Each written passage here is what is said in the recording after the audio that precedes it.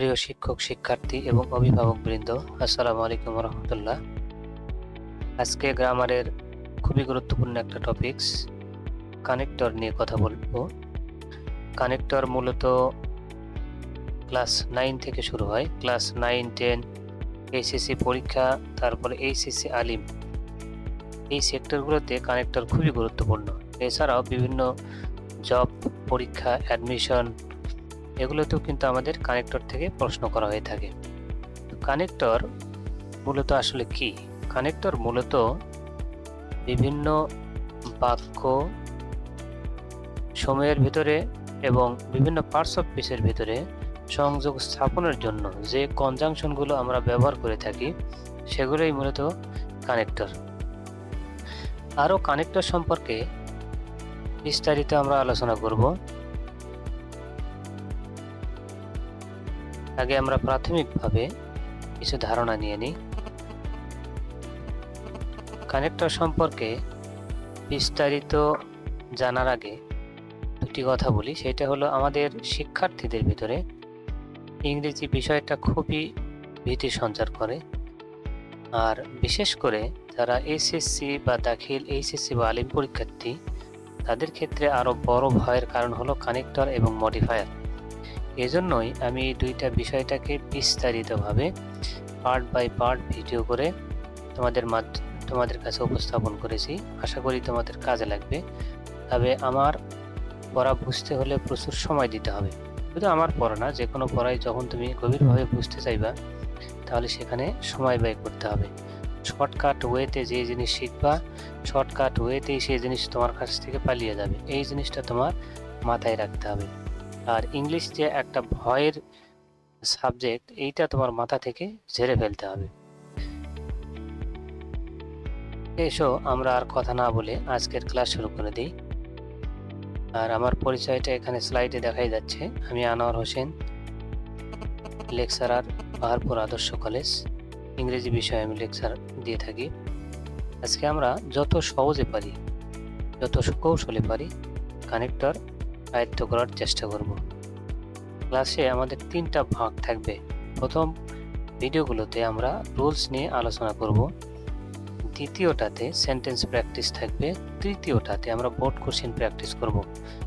আচ্ছা, তাহলে আমরা ক্লাসে চলে যাই। দেখো, কানেক্টর কিভাবে বসাতে হয় এইটা জানার জন্য রুলস পড়ার আগে আমরা একটা বোর্ড কোশ্চেন প্র্যাকটিস করব, যাতে আমরা বুঝতে পারি যে কানেক্টর আসলে পরীক্ষাতে কিভাবে অ্যান্সার করতে হয় এবং কি রকম বিষয় এটার ভয় ভীতি দূর করে এসো আমরা একটু এই একটা বোর্ড কোশ্চেন আলোচনা করার পর তারপরে আমরা রুলসে যাব। কারণ যে কোনো পড়া শুরু করার পূর্বে যখন তুমি বোর্ড কোশ্চেন অ্যানালাইসিস করবা, তাহলে এই যে প্রত্যেকটা টপিক্সের যে 100টা, 200টা, 150টা কিংবা 50টা করে নিয়ম আছে, এই নিয়মগুলো তোমার কাছে কমে আসবে। বোর্ড কোশ্চেন অ্যানালাইসিস করার ফলে দেখবা প্রত্যেকটা টপিক্সেরই রুলস 15 থেকে 20টা পড়লেই কমন পড়ে। কিন্তু অ্যানালাইসিস না করে যখন তোমরা অন্ধভাবে পড়তে থাকবা, তখন দেখবা প্রত্যেকটা রুলস তোমাকে মনোযোগ দিয়ে পড়তে হচ্ছে, অথচ যার 50% রুলসই কি কাজে লাগে না। অতএব আমরা আগে বাছাই করব যে কোনগুলো পড়ব। আমরা বাছাই করেই মাত্র 20টা রুলস করব, 5টা ক্লাসে এটা শেষ করব আমরা। আজকে এই যে বাছাই করব কিভাবে আর এটা অ্যান্সার করব কিভাবে, এটা আমরা একটা বোর্ড কোশ্চেন সমাধানের মাধ্যমে এটা করে ফেলি।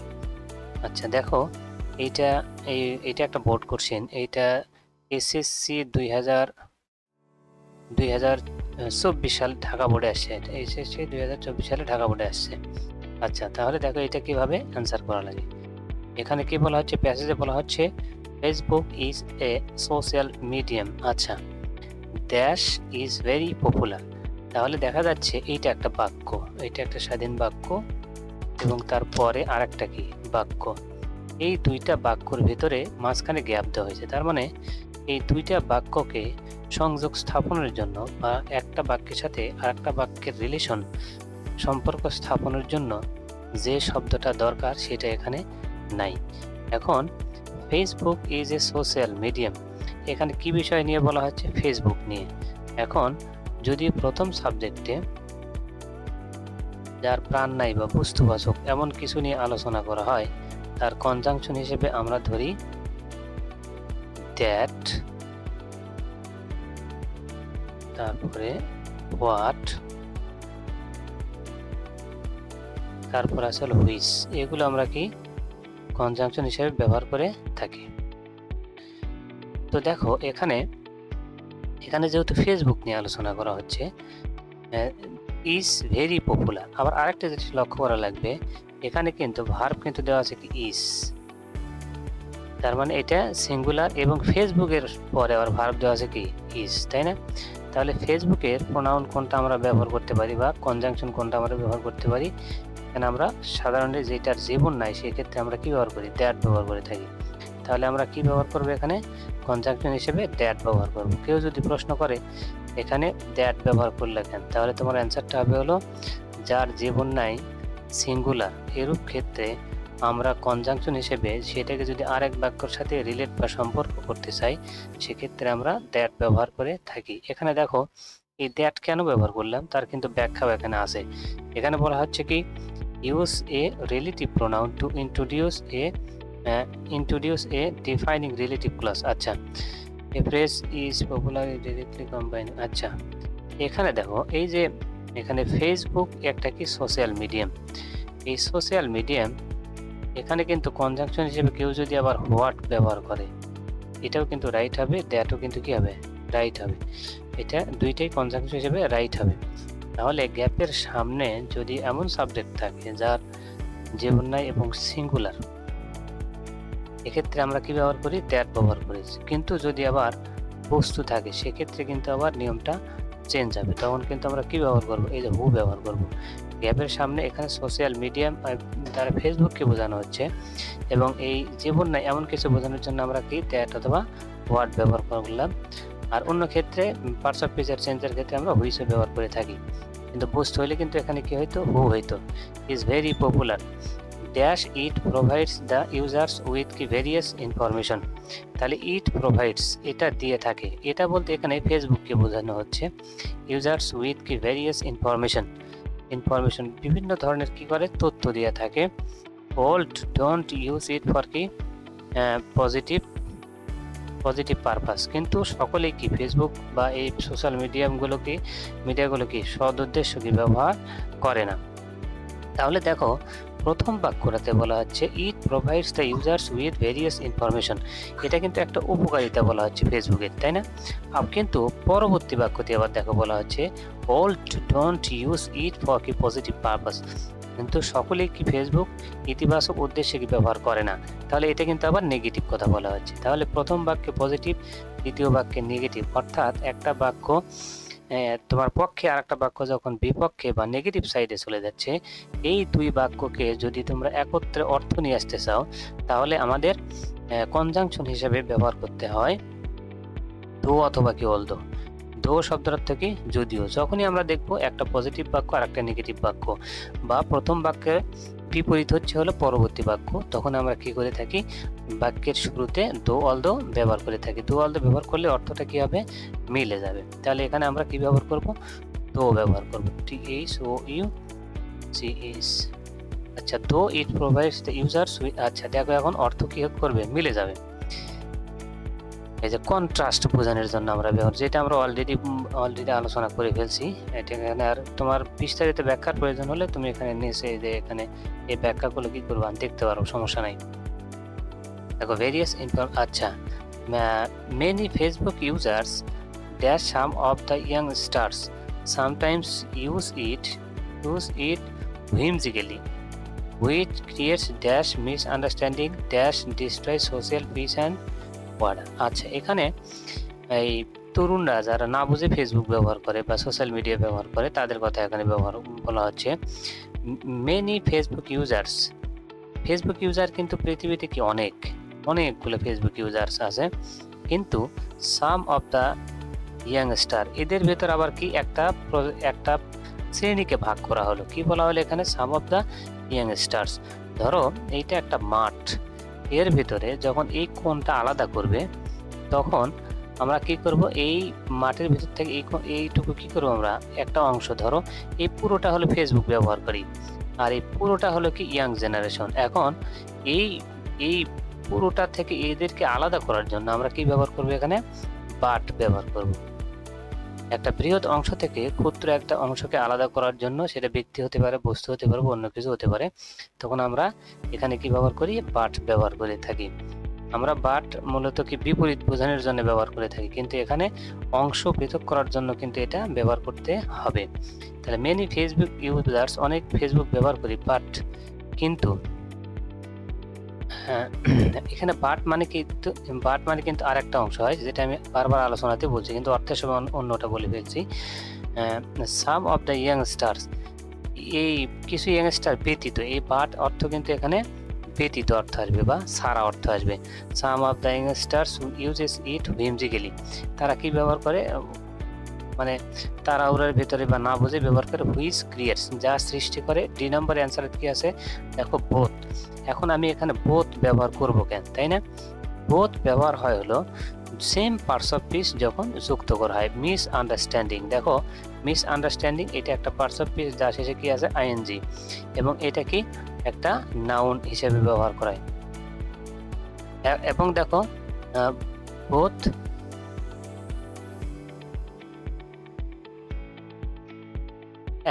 ড্যাশ ডিস্ট্রেস, আর বোথ যখন ব্যবহার করবা, বোথ সাধারণত সেম পার্টস অফ স্পিচের সামনে যুক্ত হয়, আর মাঝখানে যুক্ত হয় হলো আমাদের অ্যান্ড যুক্ত হয়। এটা কিন্তু বোথ এবং অ্যান্ড, এটা নিয়মই এটা।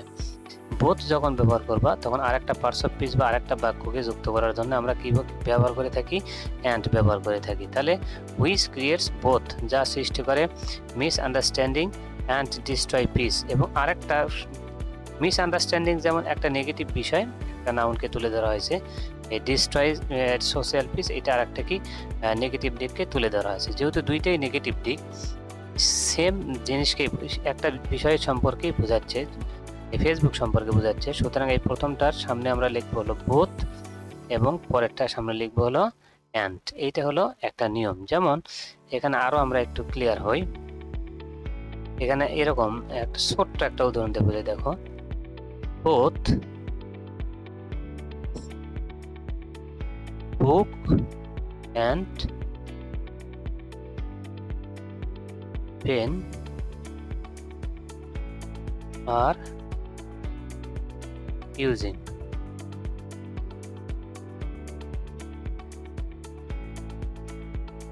এই দেখো এখানে বুক একটা জিনিস, এই পেন আর একটা জিনিস, এই দুইটা কিন্তু নাউন। এই সেম পার্টস অফ স্পিচকে যখন যুক্ত করতে চাইবে, তখন আমরা সামনে কি ব্যবহার করি, বোথ ব্যবহার করি, পর বিভাগ কি ব্যবহার করি, অ্যান্ড ব্যবহার করি। এরকম করে যে কোনো পার্টস অফ স্পিচই যদি সেম পার্টস অফ স্পিচ হয় বা সেম সেন্স দিয়ে থাকে, যেমন এটা নেগেটিভ সেন্সের একটা শব্দ, এটাও নেগেটিভ সেন্সের একটা শব্দ, সুতরাং আমরা কি এটা ব্যবহার করতে পারি।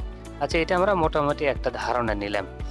তাহলে এভাবে আমাদেরকে পূরণ করতে হবে। আর এই গ্যাপগুলো কিন্তু তোমার এই গ্যাপের মাঝখানে পূরণ করা লাগবে না, গ্যাপ কিন্তু তোমার পূরণ করা লাগবে যে খাতাতে এরকম এপি দিয়ে, এ নম্বর, বি নম্বর, তারপরে কি সি নম্বর, এভাবে দিয়ে দিয়ে এই যে আন্ডারলাইন করবা। এ নম্বরে আমরা কি লিখছি, দ্যাট, তারপরে বি নম্বরে আমাদের অ্যান্সার হয়েছে কি, বি নম্বরে দো, S O U G S, দো। আচ্ছা, দোটা টি ক্যাপিটাল লেটার হবে, কারণ প্রথম অক্ষর। এভাবে আমাদের লিখতে হবে। আচ্ছা, আমরা পরের স্লাইডে চলে যাই। দেখো পরের স্লাইডে কানেক্টরটা কি এই সম্পর্কে বিস্তারিত ব্যাখ্যা প্রদান করা হয়েছে। দেখো এখানে কি বলা হচ্ছে, connectors are words or phrase. তাহলে কানেক্টরস একাধিক শব্দ নিয়ে হতে পারে, একটা শব্দ নিয়ে হতে পারে, আবার ফ্রেজও হতে পারে। ফ্রেজ কি শব্দগুচ্ছ, দ্যাট লিঙ্ক, যা কি সম্পর্ক স্থাপন করে, ওয়ান আইডিয়া, একটা আইডিয়া বা ধারণার সাথে, সেন্টেন্সের সাথে, or part of sentence to another. তাহলে একটা আইডিয়াকে আর একটা আইডিয়ার সাথে কি করতে পারে, কানেক্ট করতে পারে কানেক্টর। সেন্টেন্সকে আর একটা সেন্টেন্সের সাথে কানেক্ট করতে পারে, একটা সেন্টেন্সের অংশের সাথে আর একটা সেন্টেন্সের অংশকে কি করতে পারে, কানেক্ট করতে পারে। এইটাই হলো কি কানেক্টর।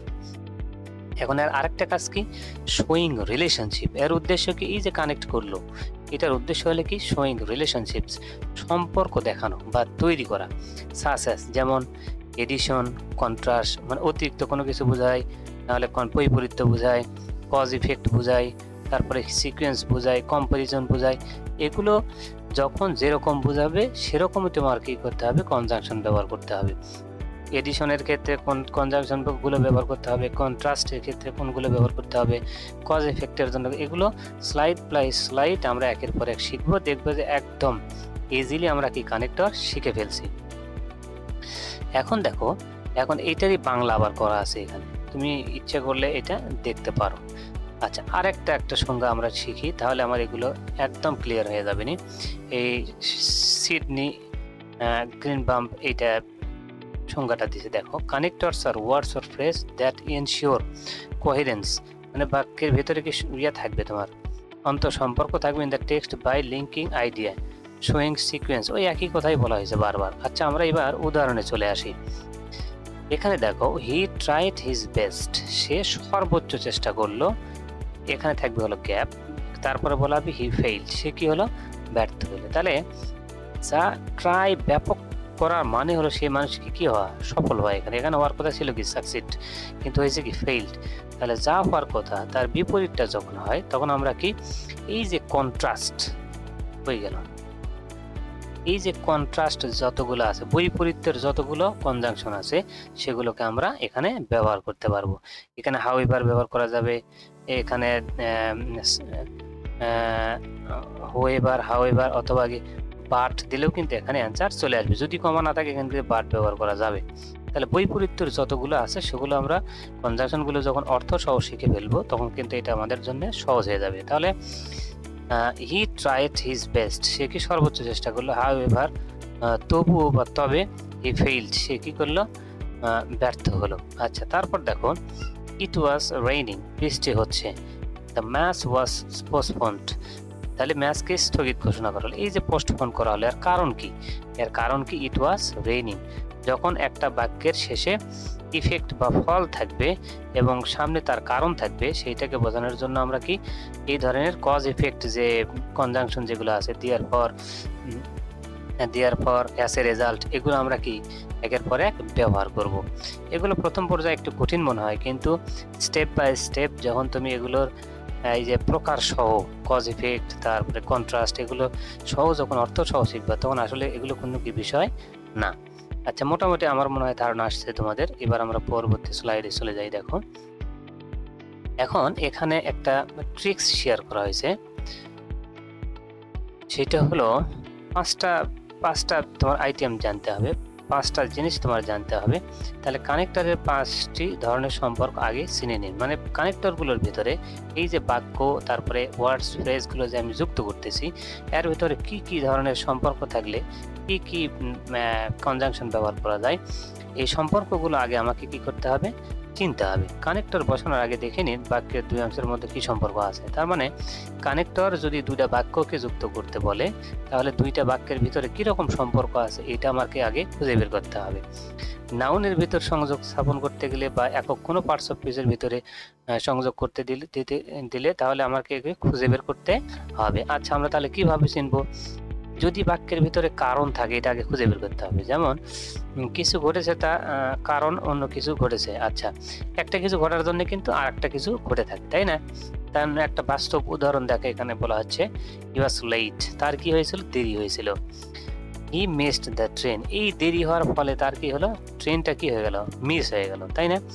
তাহলে এই দেরি করে আসার কারণে তার আরেকটা ক্ষতি হয়ে গেল, কি দেরি করে আসা একটা কারণ, ট্রেন মিস করা আরেকটা কি কারণ।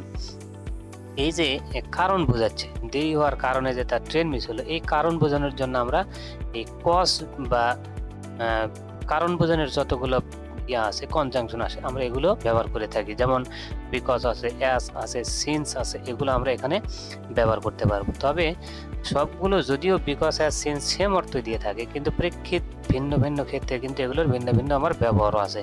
তবে এভারেজে তুমি ব্যবহার করতে পারবা, সমস্যা নাই। তাহলে কারণ বোঝানোর কারণ এখানে আমি কি বিকজ নিয়ে আসলাম, এখানে আমি কিন্তু ইচ্ছা করলে সো দ্যাট বসাতে পারবো না। আবার কি দেখো, যখন ফলাফল বোঝাই, ফলাফলটা কি ধরনের, কিছু ঘটেছে ফলে অন্য কিছু ঘটেছে, মানে একটা কিছু ঘটছে তার ফলে কি আরেকটা কিছু ঘটে গেছে। যেমন হি ওয়ার্কড হার্ড, সে কি কঠোর পরিশ্রম করলো। হি কুড কি সাকসিড, সে সফলতা অর্জন করতে পারলো। তাহলে এই কাজ করার ফলেই, কঠোর পরিশ্রমের ফলেই সে কি হলো, সফল হইল। তাহলে এইটা এই সফলতার শর্তটা ছিল হলো এখানে কি ওয়ার্কড হার্ড। এরকম যখন একটা কাজের ফলে তার ফলশ্রুতি পরবর্তী বাক্যে লেখা থাকে তখন আমরা এখানে ব্যবহার করব কি সো দ্যাট অথবা দ্যাট, এই ধরনের কনজাংশনকে ব্যবহার করে থাকবো। সো দ্যাট দিয়ে অর্থ করে দেখো, ফলাফলে কি হলো, অর্থটা মিলে যাবে। He worked hard so that he could succeed, সে কঠোর পরিশ্রম করলো, ফলে সে কি করলো, সো দ্যাট শব্দটা হলো ফলে সে কি করলো, সফলতা অর্জন করলো। আচ্ছা, যখন এখন বিপরীত সম্পর্ক খুঁজে পাবো এই ধরনের শব্দ দেখো, একদিকে কিছু বলা অন্যদিকে উল্টো, মানে একদিকে এমন একটা কথা বলা হচ্ছে পরবর্তীতে হচ্ছে তার কি উল্টোটা, তখন আমরা কোনটা ব্যবহার করব, বৈপরীত্য বোঝানোর জন্য যেগুলো সেগুলো আমরা ব্যবহার করব। যেমন শি ইজ পোর, সে গরিব, ড্যাশ অনেস্ট। গরিব মানুষ সাধারণত আমরা জানি সে কি হবে, কি অসৎ হবে, কিন্তু হয়েছে কি এখানে সৎ, তার মানে কি এটা বিপরীত ঘটে গেছে। সুতরাং আমরা কন্ট্রাস্টেড যে কনজাংশন গুলা এগুলো আমরা এখানে ব্যবহার করবো। হি ইজ পোর বাট কি অনেস্ট। আচ্ছা, আশা করি বুঝতে পারছো তোমরা। এখন যদি বাক্যের ভিতরে শর্ত থাকে সেক্ষেত্রে আমি কি করতে পারবো, যেমন কিছু ঘটবে বা হবে, অন্য কিছু ঘটবে বা হবে, মানে একটা শর্ত পূরণ করলে যদি আরেকটা কিছু ঘটে থাকে, এই শর্ত বোঝানোর জন্য আমরা কি ব্যবহার করি, কন্ডিশনাল যে কনজাংশন গুলো আছে এগুলো ব্যবহার করে থাকি। কন্ডিশন শব্দই অর্থ কিন্তু শর্ত। এক্ষেত্রে সবচাইতে ভালো হয় যারা এই যে কন্ডিশনালের চ্যাপ্টারটা ভালো করে রপ্ত করছো তাদের জন্য খুবই ভালো হয়। দেখো, you study well you will কি পাস, তুমি কি স্টাডি ওয়েল, তুমি যদি ভালো করে পড়ো ফলশ্রুতিতে কি হবে তোমার, তুমি কি করবে, পাস করবে। সরি, তাহলে এখানে একটা শর্ত জুড়ে দেওয়া আছে, ভালো করে পড়ার পরে কি হয়, সফলতা অর্জন করা যায়। তাহলে এখানে আমরা ইফ ব্যবহার করব। আচ্ছা, এখানে আমরা ইফ ব্যবহার করব। তাহলে ইফ দিয়ে এখন অর্থ করে দেখো, if study well you will কি পাস। তারপরে কি, যখন সময় বোঝাই দেখো, ঘটনা কখন ঘটেছে যা ঘটবে তখন বোঝাবে ওয়াইট, অপেক্ষা করো, হিয়ার ড্যাশ আই রিটার্ন। তাহলে এখানে অপেক্ষা করতে বলতেছে একটা সময় পর্যন্ত, আই রিটার্ন পর্যন্ত। যখন এই দুইটা সময় চাইবে, দুইটা বাক্য যখন, তখন আমরা সময় জ্ঞাপক যে কনজাংশন গুলো আছে সেগুলোকে এখানে আমরা ব্যবহার করব। ফ্যান্ড অফ করো। দেখো, এই কজ বা বাক্যের কারণ যখন তুমি একের পর এক আইডেন্টিফাই করতে পারবা তখন কিন্তু এই কনজাংশন গুলো ব্যবহার করা তোমার কিন্তু কি সহজ হবে। সুতরাং বাক্য বাংলা সহ আগে ভালো করে আমাদের পড়তে হবে, পড়ে তারপরে খুঁজে বের করতে হবে আমি কোন ধরনের কনজাংশন এখানে কি ব্যবহার করতে পারি। দেখো, 2 নম্বর যে রুলস যেটা বলা হচ্ছে সেটা হলো কি, বাংলা অনুবাদ পদ্ধতি ব্যবহার করুন। মানে আমরা আগে যেটা শিখলাম সেটা হলো যে বাক্যটার অ্যান্সার করতে যাচ্ছি সেই বাক্যটার অবশ্যই কি বাংলা অর্থ আমাকে জানতে হবে, তাছাড়া কিন্তু কানেক্টর মিল করা খুব কঠিন হয়।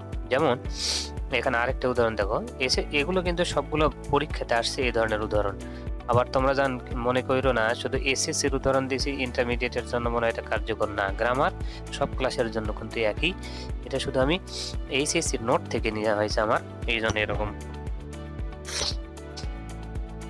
দেখো, এখানে কি বলা হচ্ছে, he could not attend the class, সে ক্লাসে অংশগ্রহণ করতে পারলো না। হি ওয়াজ ইল, তার কারণ কি ছিল, এখানে যেহেতু কারণ বলতেছে, কারণ সে কি ছিল, অসুস্থ। সুতরাং এখানে কারণের যতগুলো কনজাংশন আছে, বিকজ বা কজ অথবা সিন্স, যে কোনো একটাকে ব্যবহার করলেই হবে। যেহেতু সরাসরি কারণ বোঝাচ্ছে সেহেতু আমরা এখানে সরাসরি কি বিকজই ব্যবহার করব। আচ্ছা, মনে হয় তোমাদের বিষয়টা ক্লিয়ার হয়েছে। আমরা পরবর্তী স্লাইডে যাই। দেখো, পরবর্তী স্লাইডে বলা হচ্ছে 3 নম্বরে যেটা বলা হচ্ছে এটা হলো 3 নম্বরে বলা হচ্ছে, এই যে আমরা এতক্ষণ যে কানেক্টর গুলো দেখলাম এগুলো সাধারণত কি একটা করে শব্দ দিয়ে কি কানেক্টর, কিন্তু এবার আমরা দেখব একাধিক শব্দ নিয়েও কি কানেক্টর হতে পারে। যেমন আইদার, অর, হয় না, এগুলোর অর্থ এটা 2015 সাল এগুলো কিন্তু আসে, নট অনলি বাট অলসো, দো, ইয়েট, এগুলো চোরাই ব্যবহৃত হয়। এগুলো আমরা কিভাবে ব্যবহার করব, এগুলোর উদাহরণ এখানে নাই, একটা উদাহরণ আমি দিয়েই দিই। দেখো,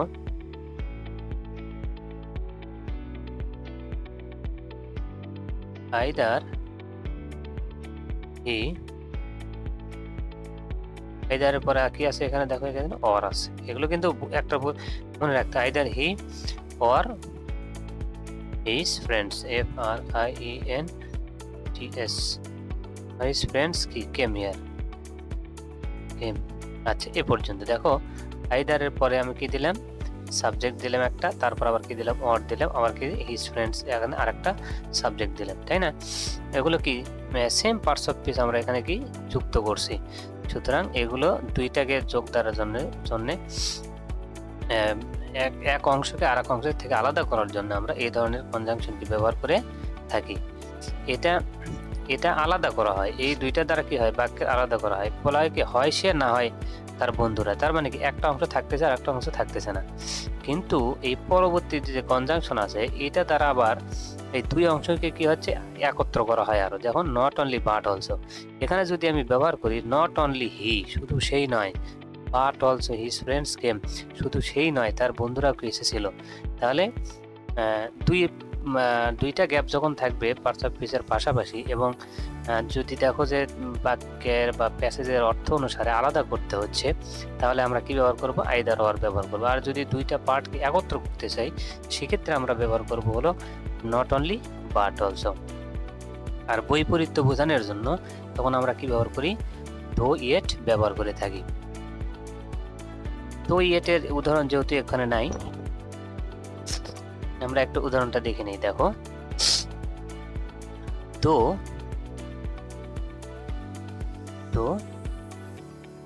she was, though he was ill, যদিও সে কি ছিল, অসুস্থ। yet, তবুও, she came to college, তাই না? এই যে বৈপরীত্য, এটা বোঝানোর জন্য আমরা কি করি, এই দো আর ইয়েট ব্যবহার করে থাকি। এগুলো কিন্তু আসলে খুব সহজই বিষয়গুলা। 4 নম্বর কি, অপশন বাদ দেওয়ার কৌশল। আচ্ছা, এটা অ্যাডমিশন কিংবা ইয়ার ক্ষেত্রে এটা গুরুত্বপূর্ণ। আমরা যেহেতু এইচএসসি এবং এইচএসসি নিয়ে কাজ করতেছি, অ্যাডমিশনের জন্য কি থাকবে, এই যে অপশন থাকবে। এই অপশনগুলো থেকে তো আলাদা করার ক্ষেত্রে নিয়ম তোমাকে জানতেই হবে। আচ্ছা, একসাথে সবগুলো কাজই হয়ে যাবে। শি ট্রাইড হার বেস্ট, সে সর্বোচ্চ চেষ্টা করলো, ফেইল্ড, ব্যর্থ হলো। তাহলে সর্বোচ্চ চেষ্টা করার ফলশ্রুতি পাস করা থাকে, কিন্তু দেওয়া আছে কি বিপরীতটা। বিপরীত যখনই থাকবে তখনই আমরা কি করব, বিপরীত করার যতগুলো কনজাংশন আছে সেগুলো ব্যবহার করব। এই যে পাঠ হবে এখানে, মানে মাইনাস করার যতগুলো, বিকজ এখানে কারণ বোঝানো হলো, অ্যান্ড দ্বারা আরো যোগ করা হয়, এগুলো কি এখানে হবে না। সো দ্বারা ফলশ্রুতি বোঝায়, এটাও এখানে হবে না। এখন দেখো, একই ধরনের কানেক্টর এক প্রশ্নে চর্চা করুন। আচ্ছা, এটা ক্লাস 10-এর জন্য অতটা গুরুত্বপূর্ণ না। এই যে এই বাক্যগুলোকে প্রচুর পরিমাণে আমাদেরকে কি হবে, প্র্যাকটিস করা লাগবে। দেখো, I study at hard, I wanted to get A plus. তাহলে আমি যে এই যে কঠোর পরিশ্রম করলাম, আমি এটা কেন করলাম, এটা কারণ বোঝাচ্ছে। কারণ কি, আমি I wanted to get A plus, এই যে কারণ বোঝাচ্ছে। এখানে কি, এখানে প্রতিদিন কিন্তু এই যে প্রত্যেকটা নিয়ম শিখতেছো, এই প্রত্যেকটা নিয়মের দেখুন এখানে একটা ট্রিক্স দেওয়া আছে। এগুলো শেখার পর যদি তুমি ছেড়ে দাও তাহলে কিন্তু কাজ হবে না। তোমাদের কি হবে, প্রত্যেক দিন এটা কি প্র্যাকটিস করতে হবে। 5টা 6টা করে বাক্য প্র্যাকটিস করবা, দেখবা যে এটা তোমার মাথার ভিতরে ঢুকে যাবে। আমাদের আসলে আমরা শুধু মানে সফলতাকে চাই, কিন্তু কাজ করতে রাজি নাই। স্টেপ বাই স্টেপ বা পরিশ্রমের পর পরিশ্রম যে তোমাকে সফলতা এনে দেবে, এটা আমরা বিশ্বাস করি না এখন। এজন্যই কি আমাদের সফলতাও ধরা দিতে চায় না। সুতরাং আমরা এগুলো কি করবো, প্রত্যেক দিন প্র্যাকটিস করব। তো 5টা হোক 7টা হোক, এরকম করে প্র্যাকটিস করব। দেখবা যে এগুলো কি উদাহরণ সব প্র্যাকটিস করবা, তারপরে দেখবো মাথার ভিতরে ঢুকে গেছে। আচ্ছা, আজকে এই পর্যন্তই। পরবর্তী ক্লাসে আবার কথা হবে। সবাই ভালো থাকো, এই আশাবাদ ব্যক্ত রেখেই আজকের ক্লাস শেষ করছি। আসসালামু আলাইকুম।